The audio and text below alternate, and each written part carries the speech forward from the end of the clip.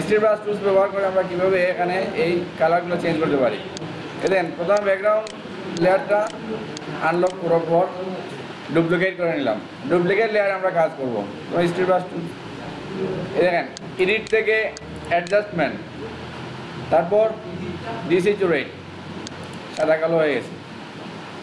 এখন আমরা সূক্ষ্মভাবে সুন্দরভাবে কাজ করার জন্য আমরা সিলেকশন করব, যে অংশটা কালার করতে চাই ওই অংশটা সিলেকশন করে নেব। প্রথমে কুইক সিলেকশন দিয়ে করতে পারি, সিলেকশন করে নিলাম।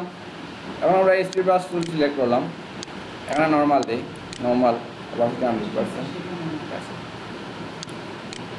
আচ্ছা, এটা আর্ট হিস্ট্রি হয়ে গেছে, হিস্ট্রি ব্রাশ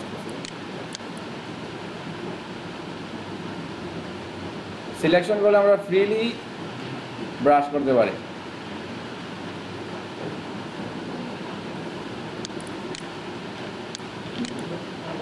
এটা হচ্ছে হিস্ট্রি ব্রাশ টুলসের কাজ। আর্ট হিস্ট্রি ব্রাশ ওই কালারটাতে যদি আমরা অন্য কোনো এফেক্ট দিতে পারি, জল চাপ দিতে চাই, জল রং, সেক্ষেত্রে আমরা আর্ট হিস্ট্রি সিলেক্ট করব। সিলেক্ট করে এখানে আমরা মোড যারা এটা রাখলাম, বিভিন্ন ইয়ে আছে,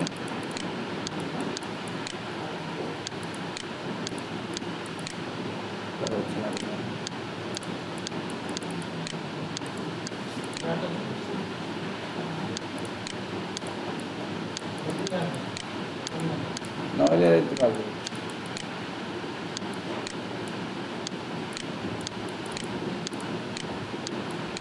এরিয়াটা খুব ছোট ছিল, এই জন্য দেখেন